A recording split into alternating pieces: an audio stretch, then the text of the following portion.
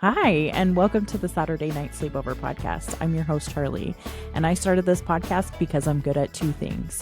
One, making friends, and two, telling stories. So you get to participate in that by listening. Welcome to the Sleepover. It's Saturday night.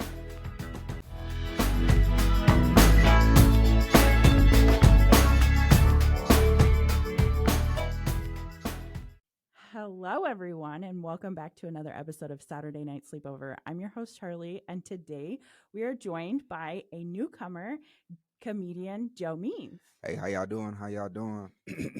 Hey, how y'all doing? I hate my voice. I hate hearing my voice. That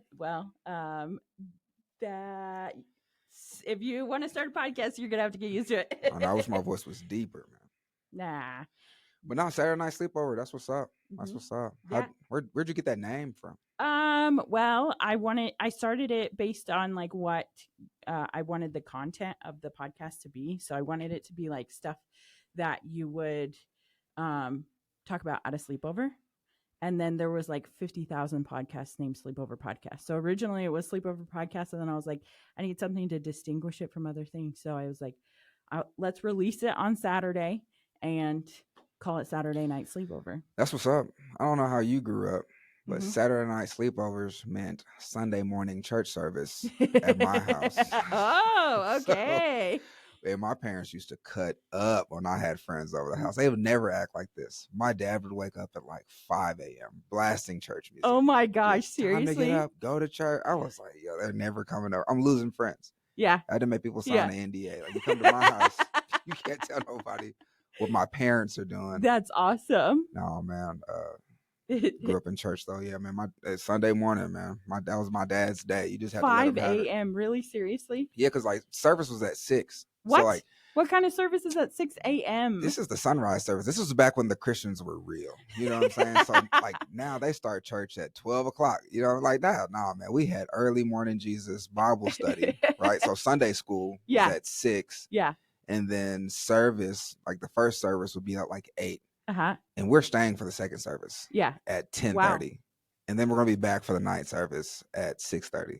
Uh-huh. We were at church all day on Sunday. Yeah. Well, I mean, I grew up with religious extremists too. So we were at church all day on Sunday too, but it's just because our religion's more like, the religion I grew up in is probably more like a high demand religion. Yeah. Let's just say that.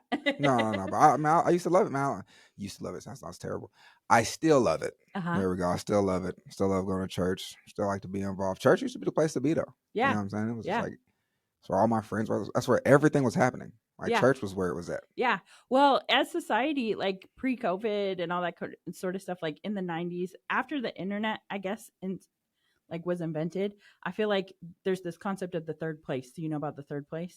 What's that? So like your home, your work, and then there's a third place that like every human used to have, and it was like part of the culture. And like our third place kind of became the internet, but it used to be like coffee shops and church and other places where you're exchanging ideas with other humans. That's dope. Yeah. The third place. Yeah. That could be your podcast name right there. The third place. Yeah. That would be a great podcast name. Come on now. Come on. I'm going to copyright that. It's mine. But no. Yeah. I mean, that does make sense though. Cause like before the internet, like you actually had to do stuff. You had to go outside and, you know, whatever your thing was, that was your thing. My parents' thing was church. That was church. And like, I actually have, like, I've been having these, like, I've just been thinking, because like every night I'm trying to hit an open mic or I'm trying to go to a show, I'm trying to do something. I'm like, man, my parents didn't do this when I was growing up. They were always at home or they were at church. Like this was their thing. Like I'm always like leaving the house to go to an open mic. My parents were always leaving the house going to church. So open mic is your church? No, I still go to church. I still go to. I go to Journey Church. Shout out Journey Church in Town. Pastor Steve is my guy. But yeah, I do feel like, you know, open mics and like doing this comedy thing. It is a big part of my life right now. So it's more your third place. Yeah, it's my third place. Second place. Second place. I did an open mic once night. That's how I met Ayla. Oh yeah. Yeah. Where'd you do it at? Was I there? I think you were there. I'm not sure, but it was probably a year and a half ago, and it was in Lowell Rogers, I'm pretty sure, and it was at a brewery And I just remember that the power went out, and in the middle of when I was telling an embarrassing story, and I did it on a whim. Like my friend, she was like, I'm going to go sign up for this thing. And I was like, okay, I'll do it too, bet. And then, and then I like, it was that day. And then I told my other friend, and my other friend said they would too. And like, it was like Christmas time. Y'all got real friends, man. That's what's up. Shout out real friends. Like your friend, like, hey, you're gonna do it, I'm gonna do it too. Yeah. You know so I told the most embarrassing story of my life about the time that I grew up. Okay, so I'll just tell you. Yeah. So whenever I was growing up, my most embarrassing story of my life is when I was like 16 years old. I grew up in a house where like we had to like do a bunch of chores, and like one of my chores was skinning any animal that my stepdad would bring home from hunting. So I'm exposing my redneckery here. Anyway, so I had to skin any animal that my stepdad would bring home. Well, one day I was like 16 years old, and I had a boy, and like over at the house. He was allowed to be over at the house, but my stepdad comes home and he's like, "You gotta go do your chore." And I was like, "Can I right now? Right now? Can I wait? I kind of have somebody over here." And he's like, "He can help you." And I was like, "Great." So I go, and there's 4 squirrels in the back of my stepdad's truck, and he said, and I had to go clean them. And then like, so I was like, all right, let's do this. So I did it, and the boy threw up in his mouth and ran away and never talked to me again. Wow.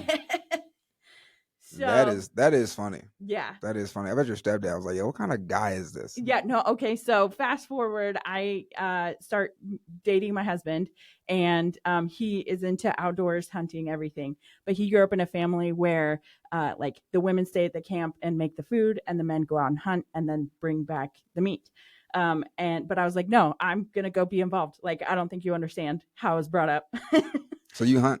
Yeah, I That's do. what's up. And so we're dating, or just barely married or whatever, and we harvested deer, and he's like, all right, you go bring the car down, I'll go get started gutting it. And then I like bring the car down and I start to walk over. He's like, don't come over here.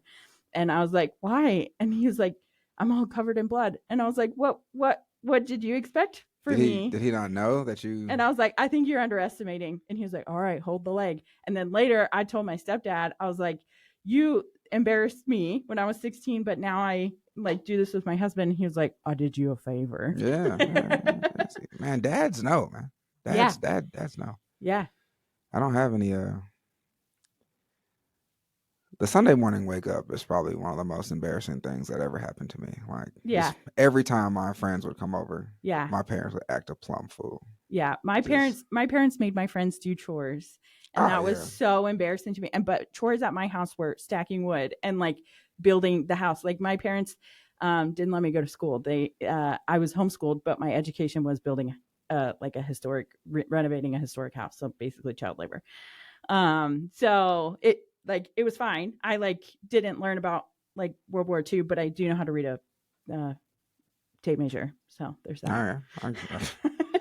It's a valuable skill. Skill. So anyway, so my that would be like my friends would come over in high school, and I would legit have to like they would have to like build a house, and that was so embarrassing to me. But like, I go back and talk to my friends from high school, and now she like runs a botanical garden basically, and is like the boss of like a crew of like lawn mowing guys and like go out and hard work guys. And she's like, I credit your family for that. Man. And I'm like, but no, that was so embarrassing to me. She's like, don't worry about it, we're fine now.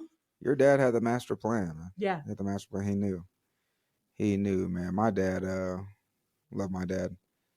My dad was hardcore. He was a drill sergeant. Oh, really? So, like, you ever seen Major Payne? Yeah. That was my dad. Yeah. Like Major Payne, but like a gospel Major Payne. That's my dad. Yeah. Okay. And man, he's yelling at everybody. He's got a scripture for you.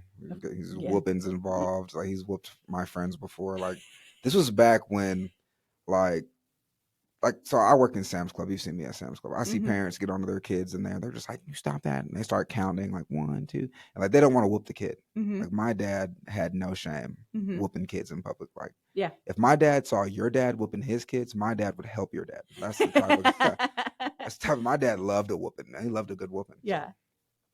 So I got that from my dad, and I was like, "Yeah, I'm whooping kids now. That's what I do." Oh no, that's my 4th place right there. That's your 4th place. Oh no.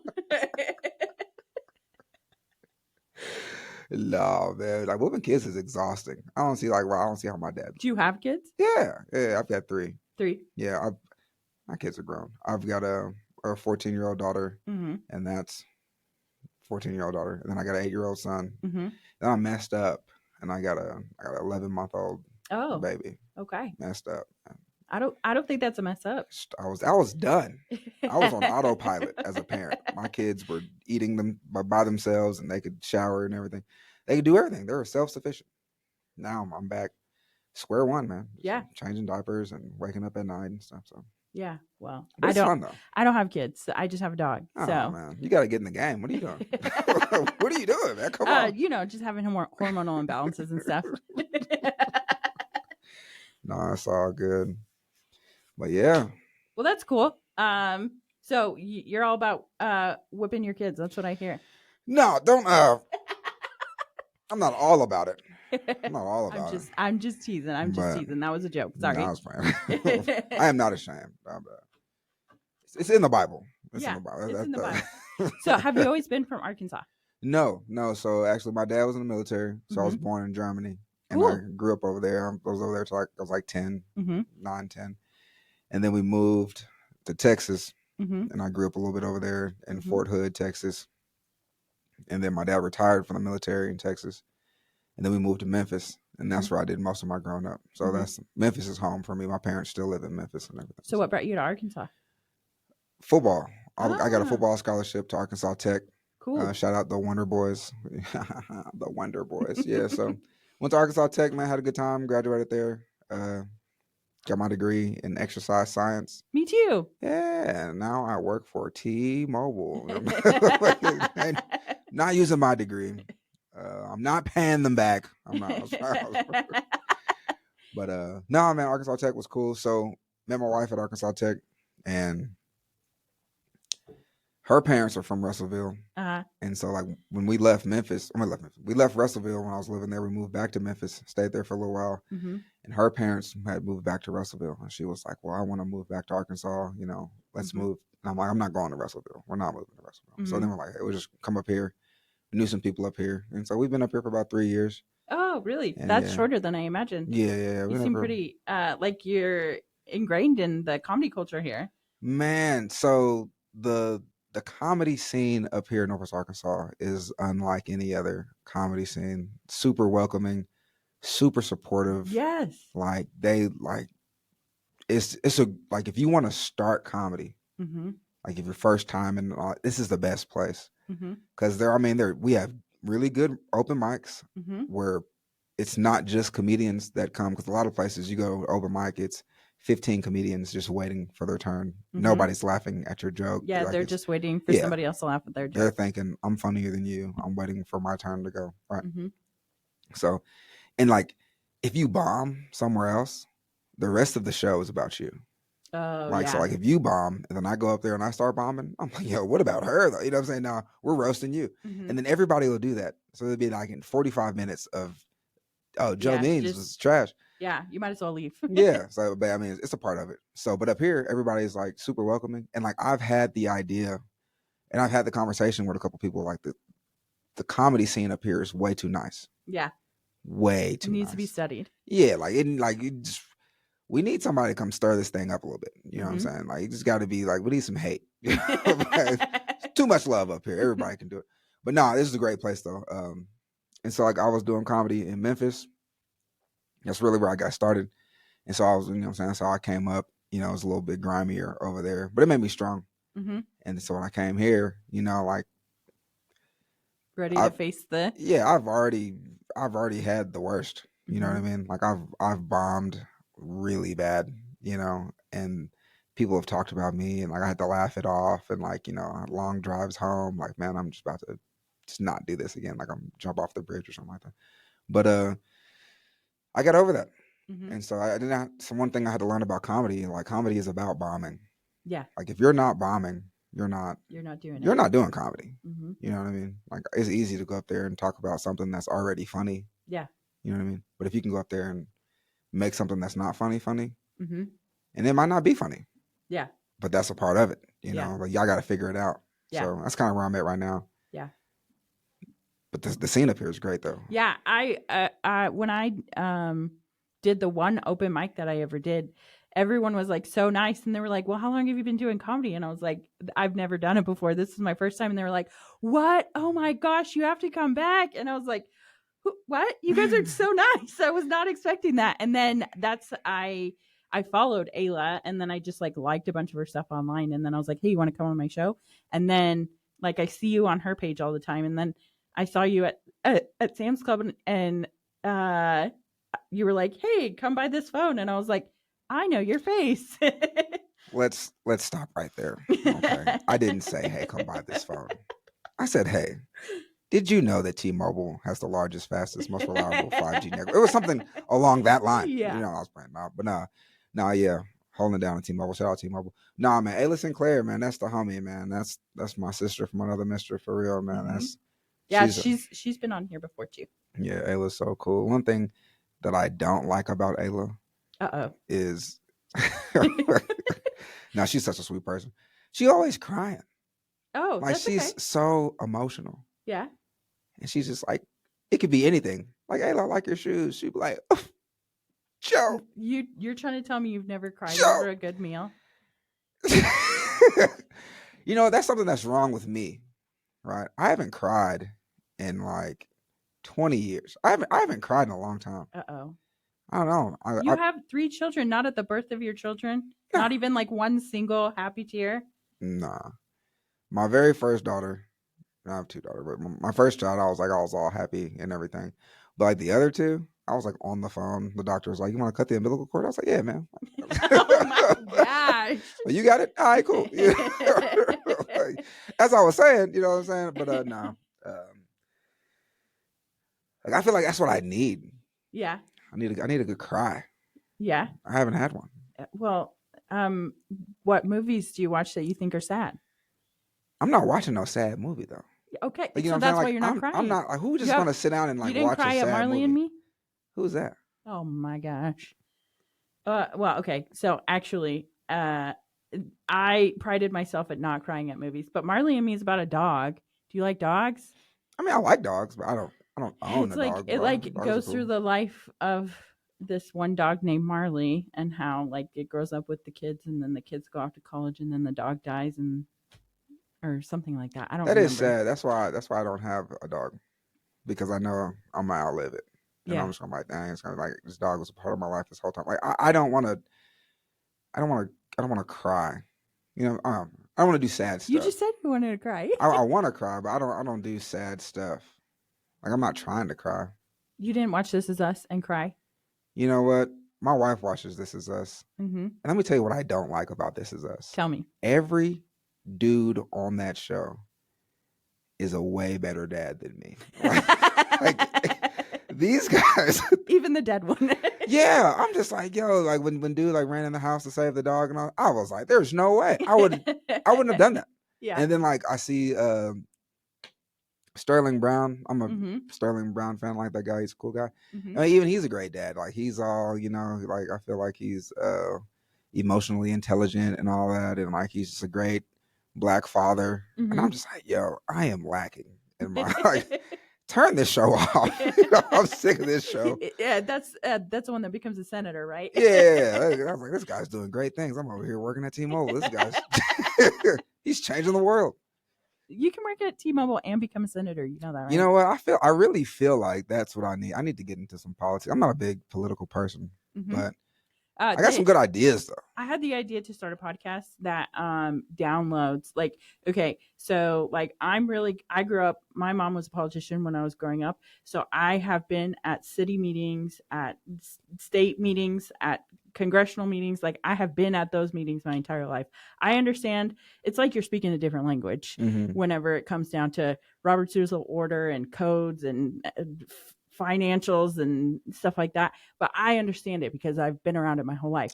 So I thought, what if I just like make a podcast where I watch like city board meetings or C-SPAN and then just do like a 5-minute recap of this person voted yes for this person voted no for this, and then like make it funny and entertaining. Because here's my idea is that like our parents all read the newspaper and got all their facts from the newspaper, which sometimes were like close to the truth and sometimes weren't. But for the most part, they're probably more close to the truth than TikTok. Yeah. So that's where everybody's getting their news from now. That's where everybody's getting their news from now. And anyone can say anything and numbers can say anything.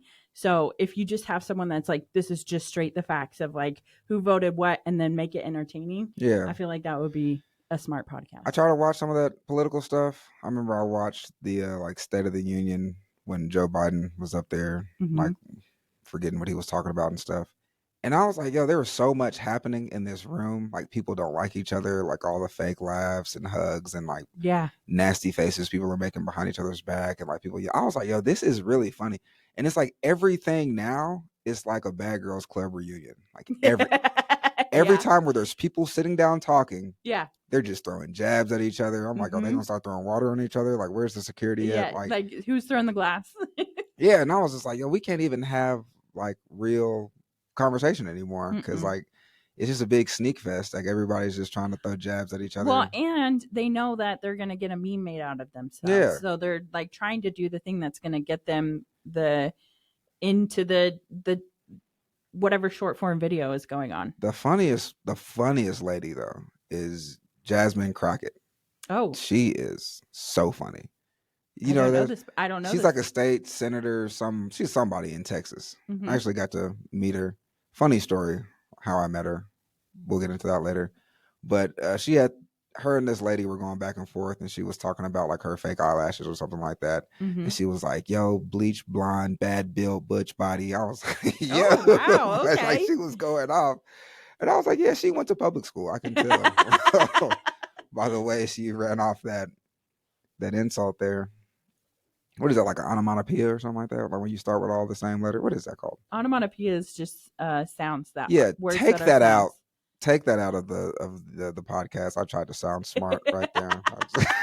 I should have told you I don't do any editing. Yeah, cut that. What is it when it's like you have a sentence or a phrase and it all starts with the same letter? Oh, that's like a anagram or a monogram. Is it a monogram? They all start with the same letter? I don't know. I'm not that smart. I know how to read a fractional. Give me an onomatopoeia right now. What's that? Yeah, is that like boom, pop, bam? Yeah, That's one of those. Okay, like Batman, like meow, meow. Yeah. Okay, cool. Yeah, so I do know what an onomatopoeia is. I did. I have a college degree. Okay, from Arkansas Tech. Yeah, I graduated Arkansas Tech. But now I met Jasmine Crockett. I was on first time doing a comedy show in Dallas, and it was like a comics for Kamala thing. And like, it was a big, like, I was like, I don't know anything about politics. I'm just here to tell some jokes. And I go there and I bombed. I'm talking about it was so bad. Like, I had a friend there and he was like, bro, you didn't bomb. And I was like, yes, I did, bro. Like, I was like mid set and there was some dude in the front row who just like yawned really big. He was just like, is that the universal bomb sign? Bro, dude, like, I should have threw the microphone at him. I was like, bro, don't do that. You know what I'm saying? So it was going extremely bad. And I was in the middle of my set and I was like, oh, what's that? Man, they gave me the light, y'all. That's my time. Dallas, I love y'all, man. Appreciate it. I had like 5 more minutes. I was like, I got to get out of here. Abort. Thank you so much. Yeah. I was like, you guys have been Tip great. your waitresses. Yeah. So I'm the reason why Kamala lost. Oh no! I bombed at that comedy show. Kamala, I'm sorry.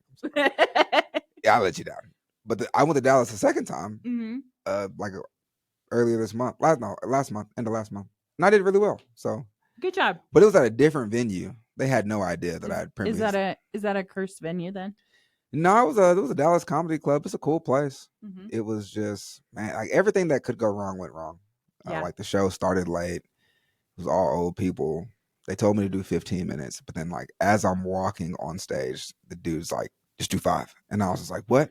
And so like now I'm trying to like rearrange stuff in my mind. Like what can I, you know what I'm saying? Trying to put this puzzle back together. And it just, it was, I tried to crack a joke about the host, and I guess these people just adored the host and like crickets. And I was like, so then I started doing some crowd work, and it was working. And then I went into a bit, and it was just the wrong bit to go, and then the bit didn't fit. And so, that's my time. You guys have been great. Tip your bartenders.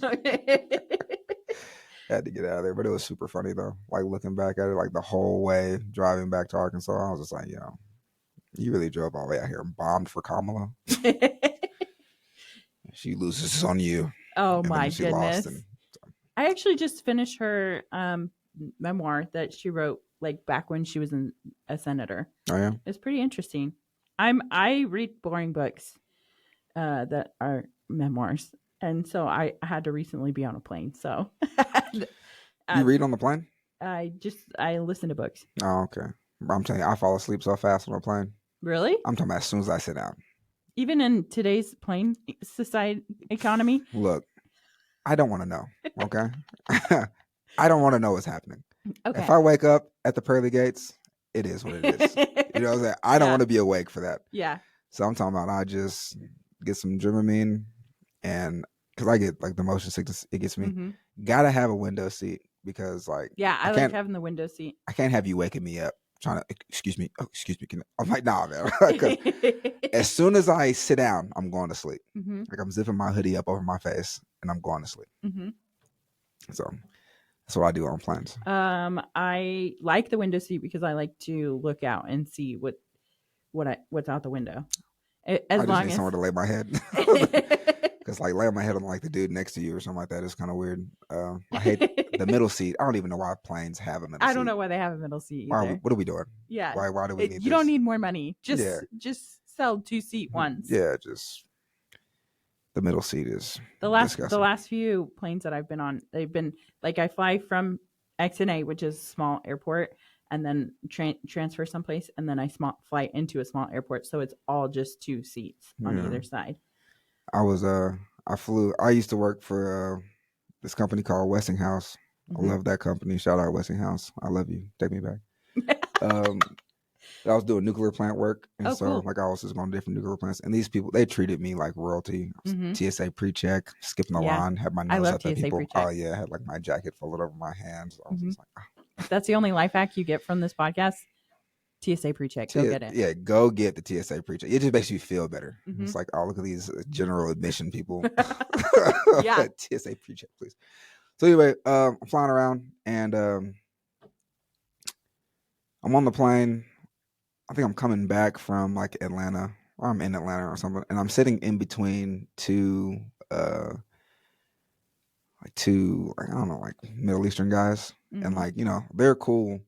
But I'm in the middle seat, and my TV is working. Their TV is not working. Oh, no. Right?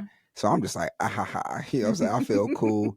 And, like, they're tapping on their TV, and they're talking to each other over me. And then they both start tapping on my TV. And I was like, hey. Put your hands down, sir. Yeah. I don't want y'all messing my TV up. You know what I'm saying? My TV is not your TV. Yeah, they're trying to watch what I'm watching. I was like, nah, man. I was like, what's wrong with y'all? Like, I don't know what they're saying. Mm-hmm. You know what I'm saying? Yeah, they could be like, yo, man, then we're going to take this guy's TV. You know what I'm saying? I don't know what they're saying. They start tapping on my... Turn a little light on. Excuse me. Can I get somebody over here, please? Can you translate to them? Don't touch my TV. Don't touch my mother TV. But now, being on the plane is funny. Yeah, it do. People, the rudest people, these are the rudest people ever on planes. Like, I'm on the plane, Middle Eastern guys messing with my TV. That was strike one. Strike two, like I had a connecting flight. So we're landing in Houston. I got to get to Arkansas. Mm-hmm. And so the pilot comes on like, hey, we've got 2 guys on the back of the plane who like have a really slim chance of making their flight to Arkansas if you guys would just let them off the plane first. Mm-hmm. So are you one of the guys? Yeah, okay. One of the guys. But I'm sitting by the bathroom. Like I'm way in the back of the plane, way back there. And so the pilot's like, yeah. So as soon as they land the plane, everybody stands up. And I'm just like, yo, dude just said let us off. And so one of the guys in front of me was like, hey man, we've got somewhere to be. And this guy turns around and goes, we all got somewhere to be. Okay. I was like, wow. You know what I'm saying? So I was like, I gotta fight this whole plane. Oh no. So I ended up missing the flight. But I was like, that guy I hate missing a flight. I was gonna make it anyway. I don't want to be the guy running to the airport. Yeah.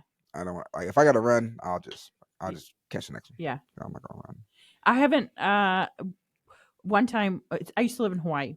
Oh yeah. Yeah. And there's one road to get to the airport on the island. That was like, so there's one road around the entire island. And so I had a flight that was leaving, and it was I live like an hour away from the airport. So I planned with enough time to get there and have everything be fine and check in my bags and do all the things. And as I'm driving, we get like halfway there and the road was flooded out. So I had to turn around and go all the way back around the island to the other side. And I got there with enough time, but the gate agents had already gone and couldn't check my bags in or get me through security or do any of that stuff because it was before you could check in on your phone. So ever since then, I've had like super bad airplane anxiety. Be like, you got to get there on time. You got to because to get off of the island, it's expensive. So I had to just burn that whole plane ticket. They wouldn't refund me or anything. So I just I ended up going 3 days later on the cheapest flight ever.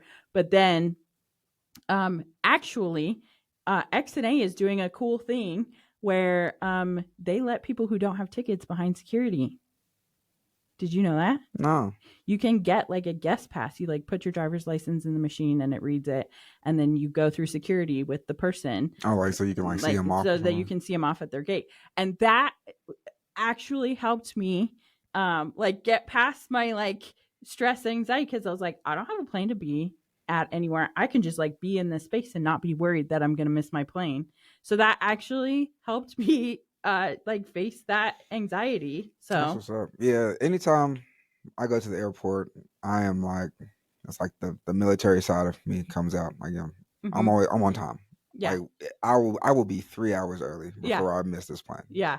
If I just got to get there and just hang out, that's what I got to do. One time when we were visiting Hawaii, my husband made us get to the airport 6 hours early. That's a little extreme. And I was like, sir, we're in Hawaii. It was because he wanted to return the rental car, and the rental car window was different than the plane window, and he didn't know how long it was going to take to return it. And so then we're stuck at the Hawaii airport. I'm like, bro, we could have been at the beach right now. That sounds we could have Ubered from the beach to the airport.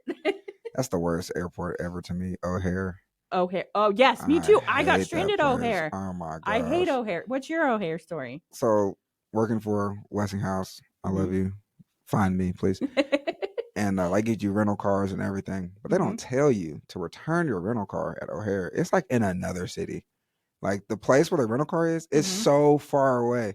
And so, you take your car over there, then you got to get on a train, catch a boat, and then another, and it's just it's an hour away from the airport. And I was like, how did they build this place? Yeah. It must have took 20 years to build this place because it was so huge. And then you get to, well, first of all, Chicago left a bad taste in my mouth because I was leaving a job, going straight to another job, and I haven't had a chance to get lined up or anything. I wanted to get a little haircut or whatever. So I was booking an appointment at a barbershop at somewhere in Chicago, and they said they open at 9. I'm there at 9. Nobody is there. And I was like, why is 9 o'clock on your schedule, bro? If you ain't going to be here at 9 o'clock. Yeah. So then I try to go to another place for 9:30. Not there. 10 o'clock. Not there. And I was just like, where is Chicago at right now? Is everybody stuck returning the rental car at O'Hare? Where? What is happening? So never got that haircut in Chicago. Also, I got some disgusting deep dish pizza out there. They lied to me. I was like, I thought this was the thing I was supposed to be everybody's yo, deep dish pizza, deep dish. And then I will never eat this lasagna with hard crust again because this is not deep dish pizza. This is not pizza. I don't know what this is, Chicago. I I was like 17, and it was my first time like flying by myself. And I was flying from Colorado to Virginia. I grew up in Virginia. Mm-hmm. And so it was snowing in Colorado at that time. And so they delayed my plane.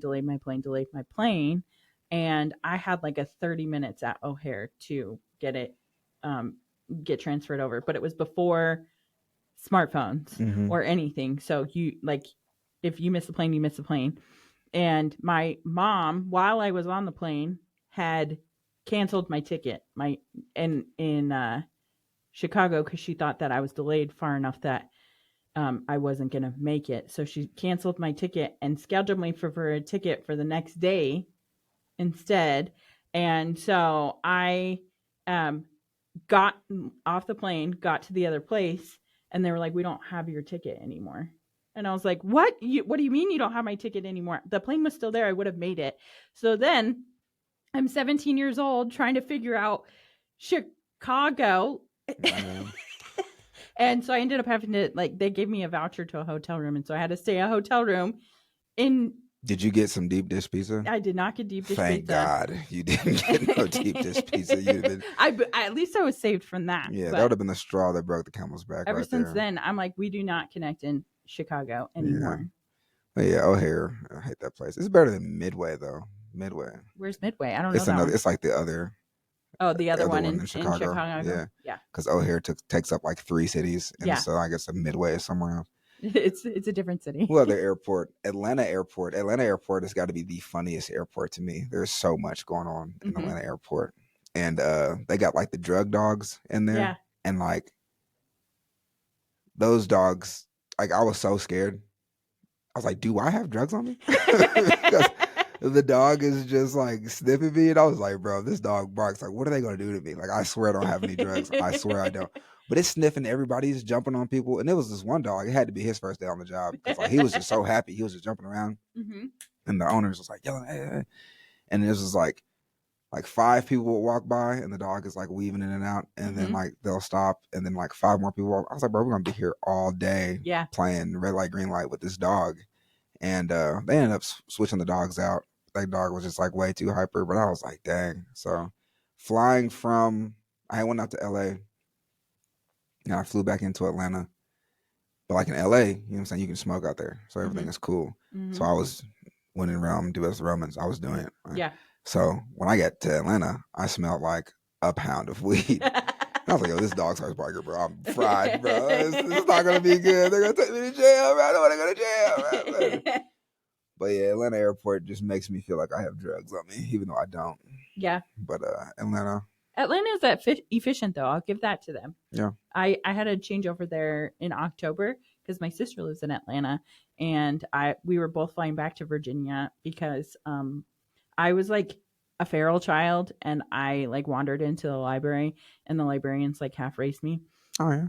And then one of the librarians that half raised me, she was retiring, and my sister was in the same situation. So she was kind of like our like little library mom. And so we went to her retirement party. And so I flew to Atlanta and met up with my sister, and then we flew to Richmond. You ever seen Coach Carter? I don't Basketball think so. movie? No. Yeah, I'm glad I didn't do it though. Anyway, you know who Samuel Jackson is? Of course. One of the greatest actors of all time. He was like Coach Carter. He was like a basketball coach. He coached at Richmond. Oh yeah. Richmond, and like they do this thing like Richmond. Rich what? Richmond. So when you said Richmond, I was going to say Rich what? And then you're going to be like, you're going to be like, what? I just probably would have instinctively said Richmond. Because growing up in Virginia, stuff like that happens all the time. I grew up in Virginia a little bit. Yeah, because you're a military kid. Yeah. Very traumatic experience in Virginia. I forgot how old I was. I'd be saying I was 3, but now it doesn't make sense. Like the numbers. I don't know how old. I was probably like 5 or 6, somewhere around there. Anyway, fell out the window. Fell out the window. Of a house, a car? Of a house. We were in the house. I was on the 2nd story, talking to this little white girl across the yard there. This is why I don't talk to white girls now. I was like, but no, I did fall out the window, man. I was leaning on the screen, and screen broke, fell out the window, and like cracked my skull. And oh no, the little white girl ran around and told my parents like, "Hey, Joe just fell out the window," and they're like, "What?" and so I had to get rushed to the hospital and everything. But I mean, everything came out. We're good. Everything was cool. Wow. But I did fall out the window talking to a white girl. So that's why I don't talk to y'all no more. Well, you're bad for me. I'm sorry. But I love you. Oh my goodness. So when did you, or what part of Virginia did you live in? What part of Virginia were we in? I have no idea. We were on an army base somewhere. Oh, your dad was in the army. Yeah, my little sister was born out there. I feel like we were only there for like 3 years. Yeah, and then we I left. feel like Virginia is a short stop.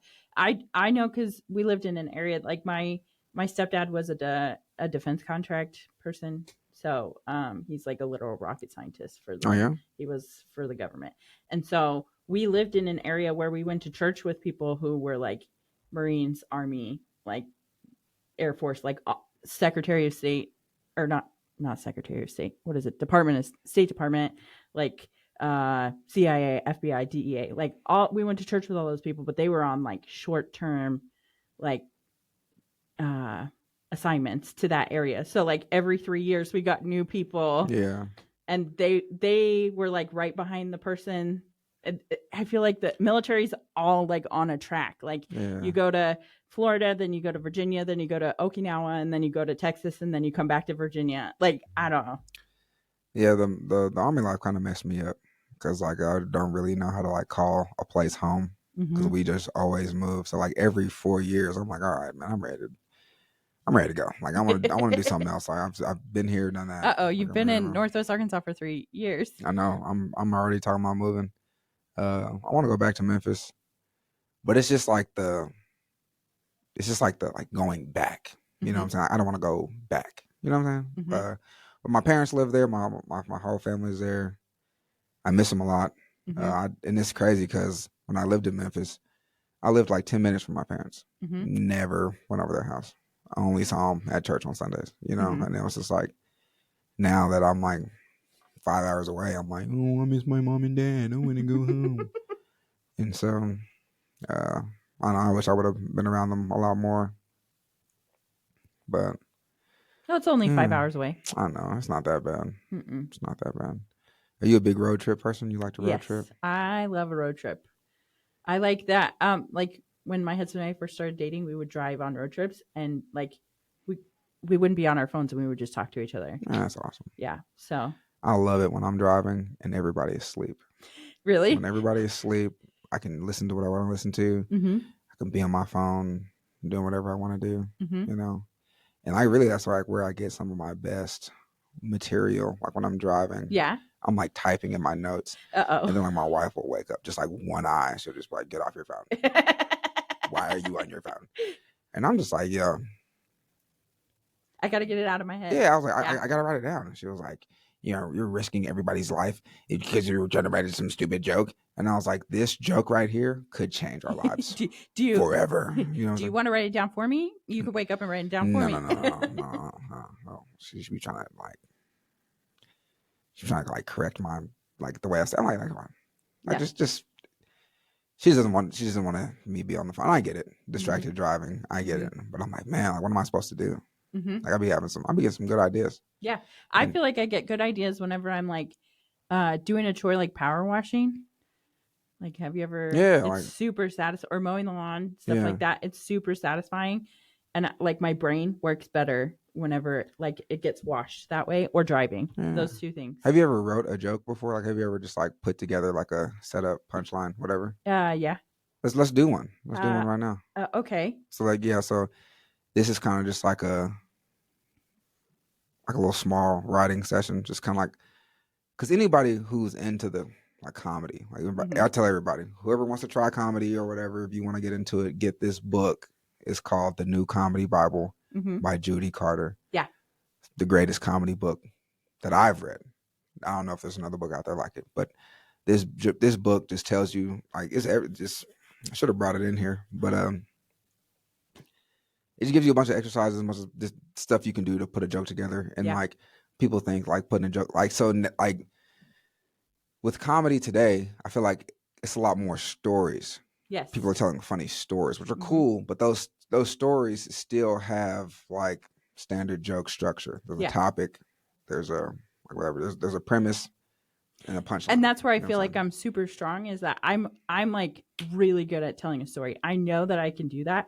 So to like structure like a short joke and not add all the extra backstory into it, like that intimidates me. That's why I haven't like fully committed to like doing more comedy or stuff like that, is because I grew up in a theater like background, and then I do a podcast, so it's like super long form, so I don't have to edit out and get like a what do they call it, a type 4 or whatever. Like I don't have to think about that because I can just but writing a joke is super easy. Okay, so tell me how to do it. So give me a topic. It could be anything. Being homeschooled. All right, so that's our topic, being homeschooled. Now we have to attach it to an emotion, right? So we're going to use either embarrassed. Does that count? Well, we'll tie it in. So we got 4 words. We'll either use hard, weird, scary, or stupid. Okay. So homeschool is hard, weird, scary, or stupid. Weird. Okay. So homeschool is weird. Why is it weird? Because you don't get any social interaction and you don't know what to do in social situations. Okay, cool. So that would be your premise. Homeschool is weird because you don't get no social interaction, whatever. So like when you say that, that's unfunny. Yeah. So a lot of times people try to start with something funny and just like keep the funny going. But if you're already starting with something funny, you don't really give yourself nowhere to go. Yeah. So homeschool is weird because you don't have any social interaction. Not funny. Insightful. Yeah. So now you can either have like a punchline or a turn or an act out or something to complete the joke. So this is going to be your punchline. So if you're like, homeschool is weird because we don't get a lot of interaction, and then give me an example of you not having interaction, like how something that like messed up for you. Whenever you have to skin a squirrel and a teenage boy throws it up in their mouth and runs away. Yeah. So you could say something like, yo, homeschool is weird because I didn't have the same curriculum as the regular people in school. Like you guys were in math, I was skinning squirrels. You know what I'm saying? Like I don't know what the square root of this is, but you know what I'm saying? I can get that squirrel meat. The only reason why I passed statistics in college is because I was cheating, but for real? Yeah. You cheated in college? Yeah, for sure. I cheated too.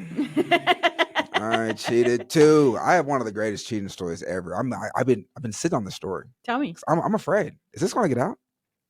I mean, what are they going to do? Take your degree away? I don't know. Use it at T-Mobile? It's not paid for. I'm sorry. That was shade. I'm sorry. Shut up. All right, so I'll tell the story like this. I'm gonna leave some stuff out. Right. So I was taking this class. You can change the names. Just tell it. Anyway, nobody's gonna care. Yeah. I'm taking this class. I'm taking kinesiology, right? Okay. Exercise science, got to have kinesiology. I took it. Everybody took that class twice. Everybody took that class twice because it was hard. It was a hard class. And so I was determined, I'm not going to take this class twice. So, but I would be studying and stuff. But yo, we had these tests. We had like quizzes and stuff every week. And our teacher would give us the hardest quizzes ever. They would be multiple choice. Yeah. And I was just like, why are you doing this? So it could be A or B, A, B, or C, or just D. You know what I'm saying? Like which one, all the answers are right though. Yeah. But which one is the most correct? Right. Yeah. And I was like, yo, so I'm taking these little quizzes, I'm bombing them. I remember one time she handed out some grade strips and I had a 0 on one of the quizzes. And I was like, I was here for this quiz. Like, I don't get a 0. She was like, yeah, that's just what you made. I was like, well, damn. I said, this is not going well. So I'm just like, yo, how can I pass this class? So I used to go to this testing center for like a testing disability thing that I had going on. And I was just like, you know, I've never been like to a doctor or whatever. I was like, yeah, I'm just sucking at these tests right now. Yeah, I'm freaking out. I did too. I'm sweating, breaking my pencils. I don't know what's going on. So they would let me take my test in this room. Right. Yeah. And so I met another guy who would also take his test in that room. And this is a room just like this, like no camera or nothing. You just go in there by yourself, take your test. Right. Nobody bothers you. So I figured out that he was taking the same quizzes that I was failing an hour before me. So he would be taking them at 8 and I had the class at 9. And so I was like, bro, this is what we do, right? You take a picture of the quiz, send it to me. Mm-hmm. I'm going to go on the notes. I'm going to find you all the answers, send it back to you. Mm-hmm. That way you get the answers and I get the answers. Mm-hmm. This is going to work. Yeah. Right? Yeah. And so you guys got different tests. No. Okay. Same test. And so it started working. Mm-hmm. But I was also like flirting hardcore with the teacher. I was going to her office. I was like bringing her candy bars and stuff like that. Like I'd one-on-one. I was gassing this lady up. Yeah. I was like, oh man, you're just so beautiful. Yeah. And like you're smart. It's intimidating. Yeah. Blah, blah. And then I hit her with the boom. I got the 2 for $20 every Tuesday. So what's up? Like you trying to, you know what I'm saying, go get lunch or something like that? She was like, I can't do that. But I was laying it on thick, right? So I was really studying though. Yeah. But yeah, I have a very similar situation. Yeah. So then I started passing these quizzes. Mm-hmm. And I'm talking about I'm getting 100s. Mm-hmm. And now my friends are just like, what are you doing? You were making zeros on these quizzes. Now you're making 100s. Yeah. How does that work? What are you doing? Right. Mm-hmm. And so I let one of them in. I let one of my friends. I like, this is what I got. No, that's where you went wrong. Okay, go. So okay, go. I told them, this is what I'm doing. And they were just like, what? And I was like, yeah. And so then they got on. And so like, cause everybody was failing in this class. Mm-hmm. And so then now we all started passing. Right. Mm-hmm. And so I got my little core group of people and like, I feel like I'm running a business. Mm-hmm. Cause I was just like, man, this is great. How much you want in? Yeah. So then we get to the final exam. Mm-hmm. All right. Dude took the final exam the day before we took the final exam. Yeah. So he took a picture of it and sent it back. We got all the answers, sent him the answers. He passed. I went into the final exam. Scantron already filled out. Mm-hmm. You know what I'm saying? I'm back there just. You already know. I'm back there faking. You know what I'm saying? Boom. End up passing the class. A lot of people owe me their degree.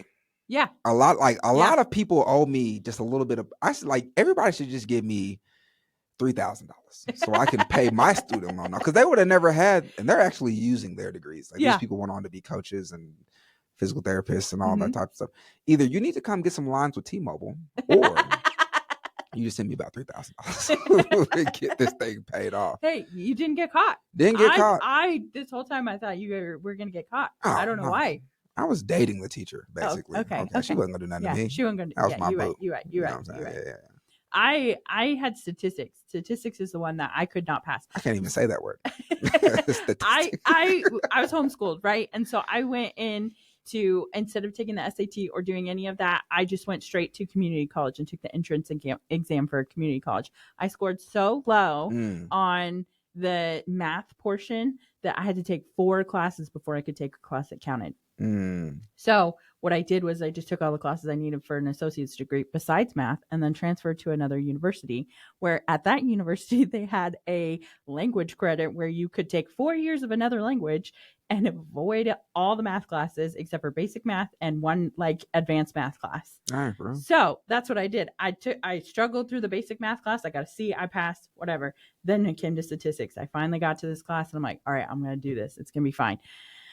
So they had just started like doing math homework online. So the one teacher of our class, he had this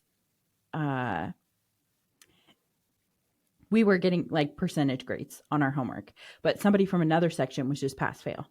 So he said, you should work in groups. So we found this person, my group found this person from the other class that got pass fail. We would do all the homework together. She would submit it, and then we would get all the answers, and we would get 100% on our homework. Yeah, and then we're like the same person. Yeah. And then I could fail all the tests and still pass the class. And so it came to like the midterm, the final exam, and it was like me and this other kid in the front of the class. We would always like banter back and forth with the teacher, and he loved it. And so the one kid in the front of the class, he goes, you love this class. Just like give us the answers. Why don't you give us the answers to the exam, and then it'll all be good. He's like, you know what? This is my the teacher. He says, this is my favorite class. You know why this is my favorite class? Because Charli's in this class and she's my favorite student. Wow. And I was like, check that out. So yeah, similar situation. That's what's up, man. Yeah. That's the only class I cheated in. Yeah, that was the only class I cheated in. Everything else was honest. Yeah. Everything. Had a good time though. Had a good time. There's one more thing. A couple more things we can talk about. Yeah. What else do you want to talk about? This is your time. So you live No, Northwest Arkansas. Yeah. Yeah, I live in like Western Benton County. How did you find this place? Because like, weren't you like in Hawaii? Yeah. So I've lived all over the place. I grew up in Virginia, and then I went to college in Hawaii, and then after you went to college in Hawaii. Yeah. You went to like the University of Hawaii, or they got other colleges I went over there? to like a super small private university. Oh, for real? Yeah. Oh. And then after college I went and lived in Washington D.C. because that's where my parents had moved while I was in college, my mom and stepdad. And then after that, then I moved to I also lived in Colorado while I was in school too with my dad, like over summer, so that I could like get to know my dad, because I lived with my mom and stepdad for most of my life. Mm-hmm. And then after that, after I lived in DC, I moved to Utah, and I fell in love with my husband, and he's from there. And then the economy in Utah just went crazy, and we were able to sell our house for quite a bit of money, but we couldn't buy anything. So my sister, her husband works for Walmart, and we came to visit her a bunch, and I was like, Arkansas is like kind of a perfect baby between Virginia and Utah. And then we moved here. I've always wanted to go to Utah. You should go to Utah. They do this. They got that dry bar comedy thing they out do. there. I want a dry bar special. That's what I'm working on. I need to work on so I already do clean comedy. Comedy's clean. So that's what dry bar is. But I just got to get my stuff together. Yeah. Like I've got enough material for like a 30-minute, 45-minute deal. Mm-hmm. I just got to get it together and, make it flow. Put the puzzle pieces together. But Utah, I always wanted to go out there. It's geographically a really cool place. It's beautiful. I just don't really fit in there. So I'm grateful to be in a different place. Yeah, Arkansas is cool. It's cool. What could make Northwest Arkansas better, in your opinion? What do we need? What are we lacking? Oh, my goodness. I don't know. I've never thought about it like that. We need some good chicken wings out here. Chicken wings? Where are the good chicken wings at? What we need a place that like a Chipotle, or because not a Chipotle, but we have in Utah, there's a place called Cafe Rio and Costa Vida, and it's like Chipotle or like Moe's or something like that, but they make their own tortillas. And I miss that every day. We need a Chipotle in Tawny Town. Mm-hmm. These mother suckers done put a Panera Bread and a Pickleman's out there. Like these are the new restaurants they put. I'm like, who was voting on this? Who's picking this? Yeah, who's picking this? If I had that podcast, you would know. Man, Panera Bread, bro. I do love Panera. I want Panera Bread. I was getting overcharged for peanut butter. What's a good chicken wing that you want? Well, I am kind of biased toward chicken wings because my sister-in-law and her partner over there in Russellville, they have a chicken wing place called Smacking Wings and Things. And they were supposed to come out here. Those are some of the best chicken wings, best flavors ever. Yeah. But just out here, I mean, you got B-dubs, and then you've got Chicken Heads is pretty cool, but Chicken Heads is like way out here though. Like I'm in Tawny Town. I'm not driving all the way out here. Yeah, to Fayetteville. Yeah. And but I mean, like you just want some wings. Yeah. Like you gotta settle. You gotta settle for B-dubs. You know what I'm saying? Well, they have like Slim Chickens. Bro, are we fighting? I could call my dad right now and say Slim Chicken, and he would lose his mind.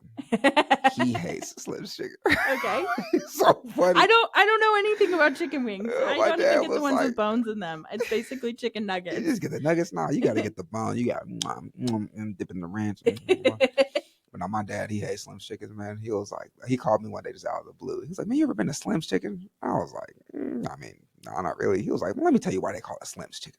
Because these chicken wings are so small. They charge me. He just going on and on. Yeah. He was like, bro, I paid $13 for some chicken wings and some fries. I'm still hungry. Bro, he was cracking. $13. Right? He was cracking me up. That dude is funny. But now, we also need like a vibey spot. Like there's no like place to just chill. You know what I mean? Like there's no third place. Yeah, for like there's no like I know some people are into the hookah. I mean, it's cool. I'm not really into it, but I mean, it's cool. But we don't have that in Tawny Town. There's like nowhere you can just go and just listen to some good music, you know, like not like loud, like club music, but just like some smooth, like R&B, whatever. Like, there's no like, place to chill. So I kind of feel like it just forces you to stay home. Yeah. And get on the internet. Yeah, just being the people in your HOA or whatever. I don't know. LA, everybody has an HOA. Well, when I was texting you before, you were like, "I'm going to apartment complexes trying to set up comedy." Tell me about that. Yeah. So what I've done. So this is kind of what I'm doing. Just trying to figure out how to get more paid gigs, right? Because it's like the only way I'm gonna get better. I gotta like put some pressure on myself because like when you're paying for something, you're expecting something. So like at an open mic, you don't expect anything because it's free. Anybody can sign up, blah blah. But when someone's like, "Hey, I'm hiring you to make me laugh," now I'm like, "All right, I gotta lock in. I gotta bring it." So I need more opportunity like that to grow. And so I've been calling apartment complexes, trying to set up shows for apartment complexes that do shows for their residents. And I was able to do one for the apartment complex I live in. We did a show for them, and it was super fun. It was like 15 chairs, but like 25 people showed up. And man, 25 non-comedians, like 25 people who are there to listen is amazing. Man, that's a great turnout.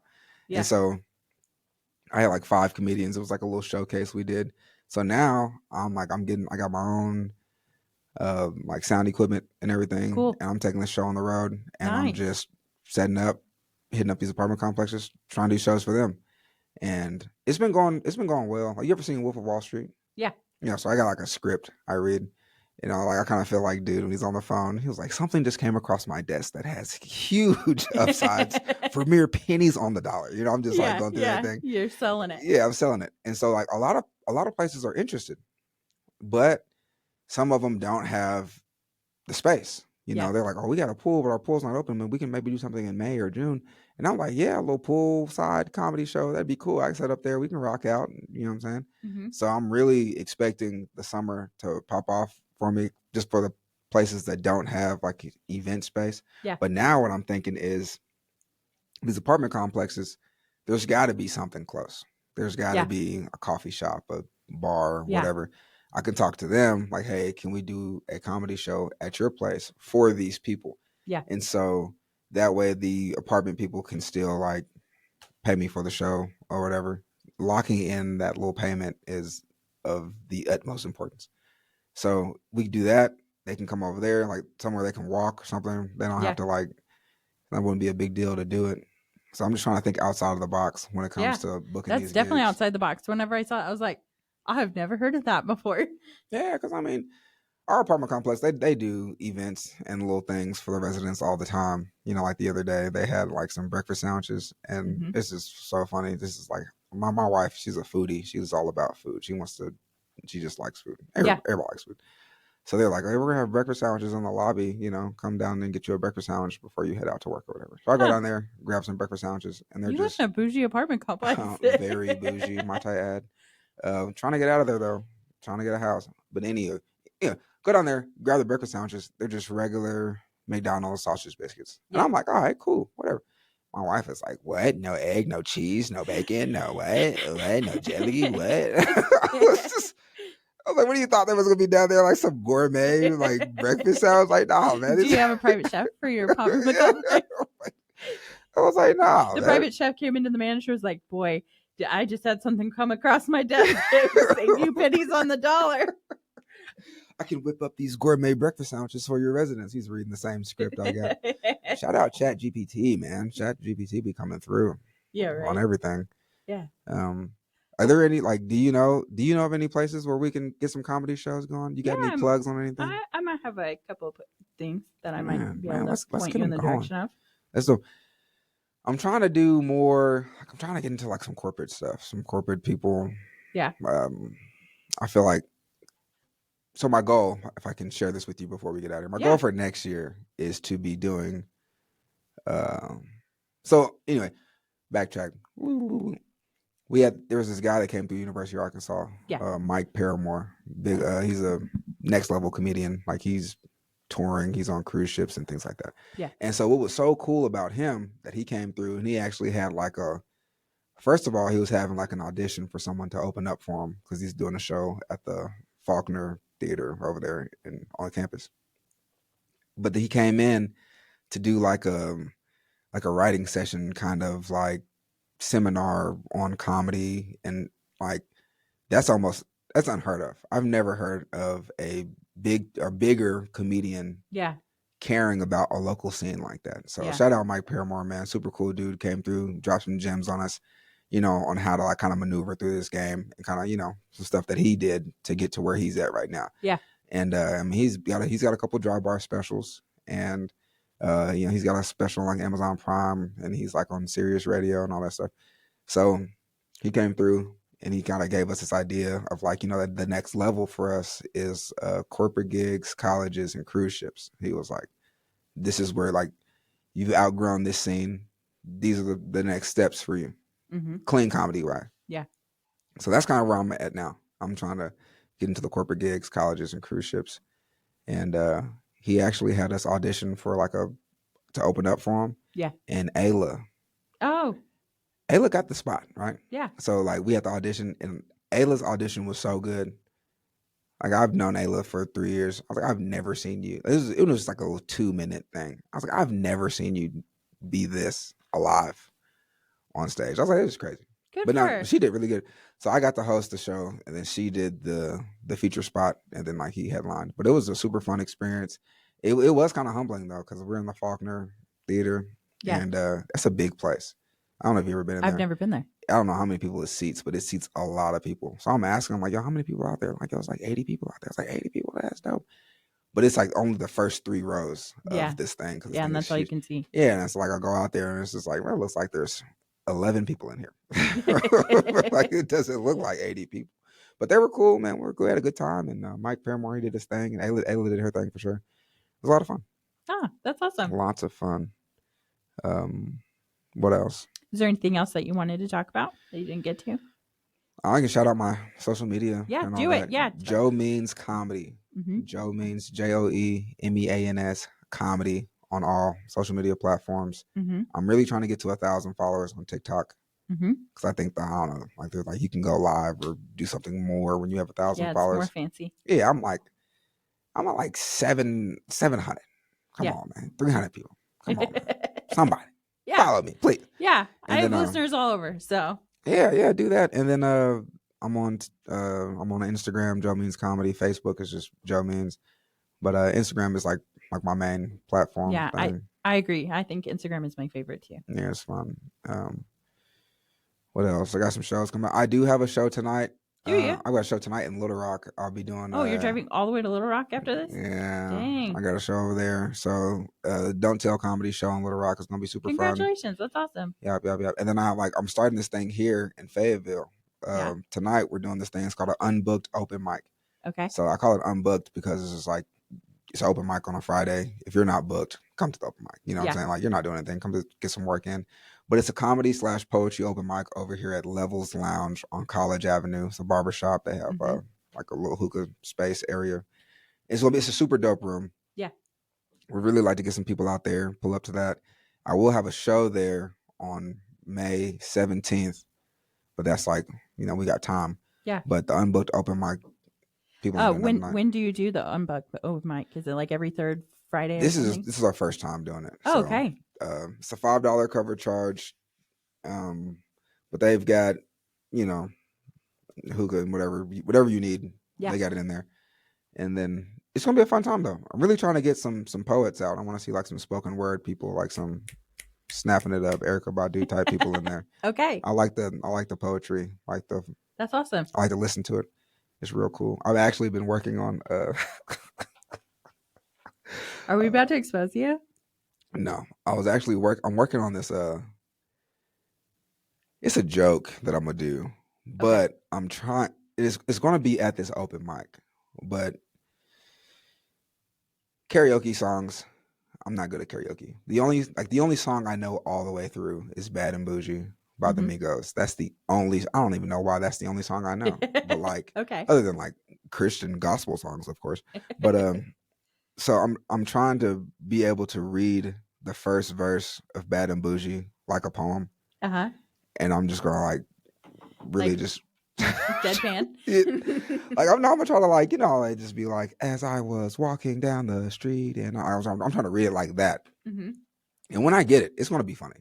Yeah. But I was gonna try it, but I'm not even gonna waste our time trying to struggle through this super All right. long verse. What else is going on? This is super cool though.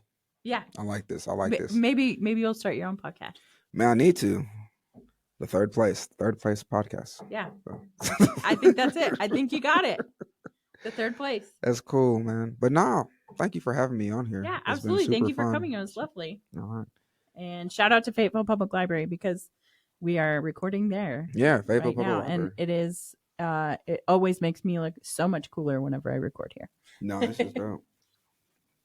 Okay, that's it. Okay, love you. Bye.